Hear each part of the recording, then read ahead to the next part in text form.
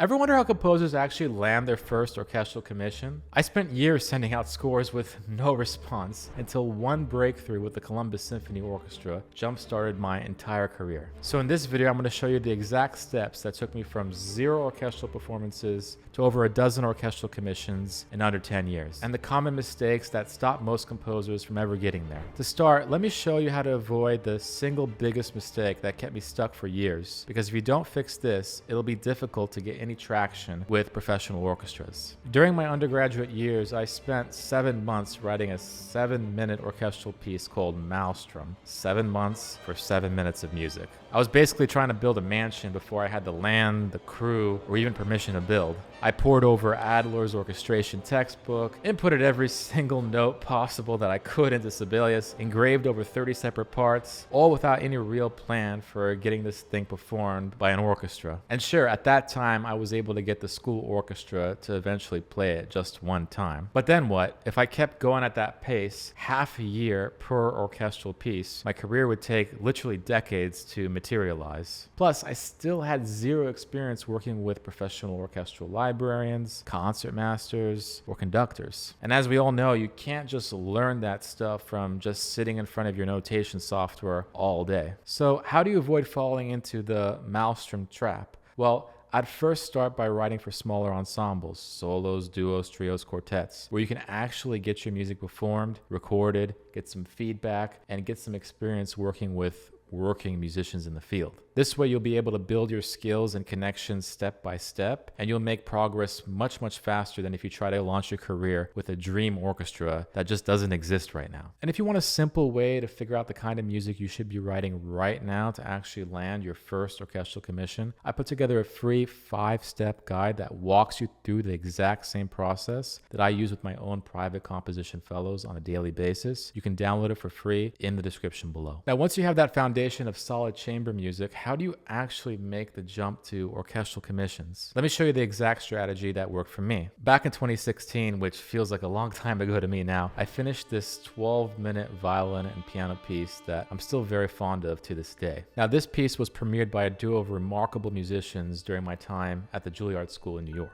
Now, around that same time, my teacher, John Corleano, had just arranged his own solo violin piece called Stomp for the Houston Symphony. And after watching him go through that entire process, something clicked for me. I thought, what if I just do what he did and scale up what I already had? Like a chef who's perfected their little dinner party recipe, then gets asked to cater for a big giant wedding. You'd think that he wouldn't all of a sudden reinvent the dish. He'd just scale it up for 200 people or so. So I just did the same thing. I took my violin and piano piece, gave myself a 6-week deadline, and arranged it for orchestra. Then I entered it into a few orchestral competitions I was keeping my eye on, and fortunately, it won. And not just once, it won with programs run by the Milwaukee Symphony, Symphony in C, and the Columbus Symphony Orchestra. Now, of course, these results are not like extremely typical, sending in an orchestra piece and then having it win 3 times in a row, but I want to show you at least the roadmap that I use so you can hopefully replicate these results. So first, you're going to pick one of your chamber pieces that's already been performed, something preferably between 5 and 15 minutes, because that's going to have the highest chance of being performed as an orchestral work. You don't want to go much longer than 15 minutes because most professional composers out in the field are not even getting commissioned for works longer than 15 minutes. So at the start, I wouldn't go beyond that 15-minute threshold. Next, you're going to research orchestral competitions, ones like Earshot, the Minnesota Orchestra Composer Institute, the New Jersey Symphony's Cone Institute. There's literally a bunch of them that you can apply to. My recommendation would be to apply to at least 3 of these competitions per piece that you arrange. Now, the reason we want to apply to multiple competitions at once is because we have no idea who the jury members are usually on any of these contests. We don't know what their stylistic biases are, and we don't know exactly who the other composers are that are in that pool. So to maximize your chances of at least getting into that finalist pool of composers, you want to at least apply to 3 competitions, preferably more actually, with that one piece of music. Now, before you apply, check their past winners, because this is going to give you a really good idea of the kind of stylistic tendencies that orchestras are going going for right now so that you can have a better idea of which one of your chamber pieces to arrange for the orchestra. Now notice that we're doing all this research before we're doing any actual arranging. So now that we're in the arranging phase, what we're going to do first is print your chamber score. You're going to grab some colored pencils and highlighters. That's what I do at least. And you're going to begin mapping your orchestration by hand first. I like to really map out each of the instrument families by color. For me, I like to use red for strings. I like to use blue for winds. I like to use